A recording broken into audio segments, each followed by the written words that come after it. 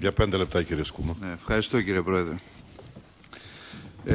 Να μην πω κι εγώ πάλι ότι τι αντικατοπτρίζει το μαύρο στην ΕΡΤ, αλλά εκτός από το μαύρο στην ΕΡΤ είχαμε και το γαλατά της 7ης Εντεκάτου του 2013, την εισβολή των ΜΑΤ, την διακοπή της αυτοδιαχειριζόμενης εκπομπής των εργαζομένων και βέβαια θέλω να επισημάνω αυτό γιατί είναι η πρόσφατη μνήμη, η ιστορία του μαύρου, του σκοταδιού στην ΕΡΤ, είναι η πράξη νομοθετικού περιεχομένου, χωρίς να υπάρχει κάτι το έκτακτο.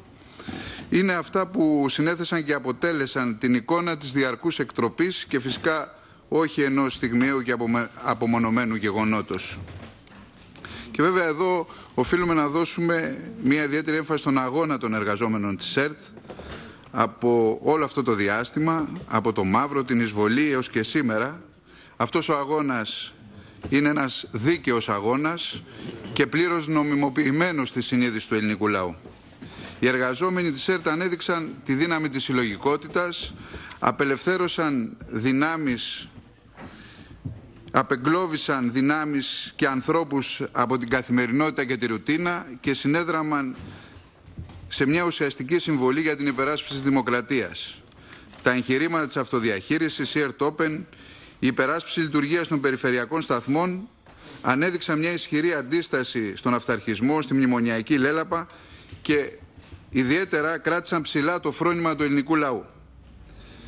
Η υπεράσπιση της δημόσιας ενημέρωσης, η υπεράσπιση των αντισυνταγματικά απολυμμένων εργαζομένων δεν αφορούν μόνο την ΕΡΤ, αφορούν συνολικά τη δημοκρατία.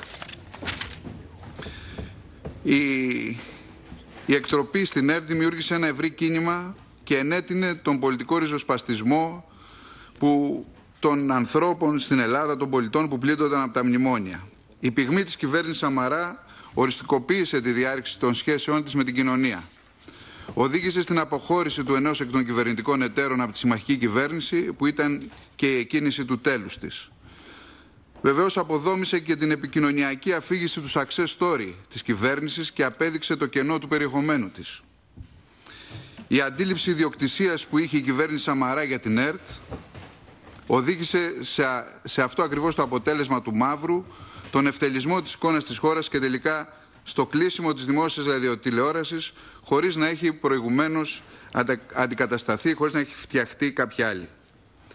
Την ίδια στιγμή όμως η κυβέρνηση αυτή ευνοούσε τη διευκόλυνση με κάθε τρόπο των ιδιωτικών καναλιών, με την εκχώρηση συχνοτήτων, με την Ντίτζια κλπ. Σήμερα πιστεύω ότι πρέπει η κυβέρνηση να δημιουργήσει και να προχωρήσει όσο το δυνατόν πιο γρήγορα σε ένα νέο πλαίσιο στο ραδιοτηλεοπτικό πεδίο, με δημόσιο έλεγχο, προς διασφάλιση του δημόσιου συμφέροντος και αντιμετώπιση της διαπλοκής. Τι είπε η Νέα Δημοκρατία σήμερα? Είπε ότι να συζητήσουμε επί του νομοσχεδίου, καμία ουσιαστική συζήτηση για το τι έχει συμβεί μέχρι σήμερα. Η Νέα Δημοκρατία, δηλαδή, η θέση της είναι να διαγράφει τα πεπραγμένα της, αποζητώντας τη διαγραφή της μνήμης. Θεωρώ ότι η σημερινή μέρα είναι ιστορική, είναι ιδιαίτερη, επανασυνιστάται η ΕΡΤ. Αποκαθίσταται η εκτροπή του μαύρου, επανέρχονται οι εργαζόμενοι στην εργασία τους. Το νομοσχέδιο θεωρώ ότι αποτελεί ένα σημαντικό βήμα στην αποκατάσταση της συνταγματικής νομιμότητας και της ίδιας λειτουργίας της δημοκρατίας.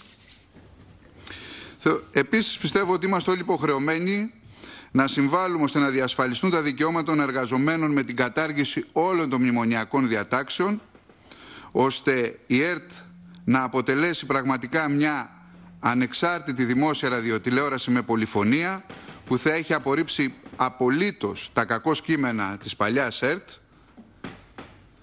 αλλά θα προσλαμβάνει ως αναγκαιότητα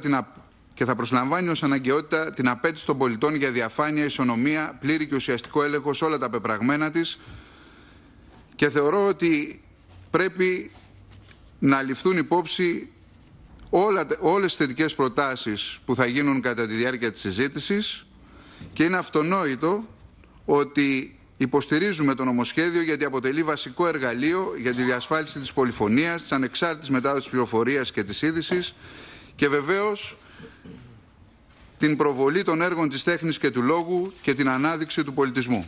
Ευχαριστώ.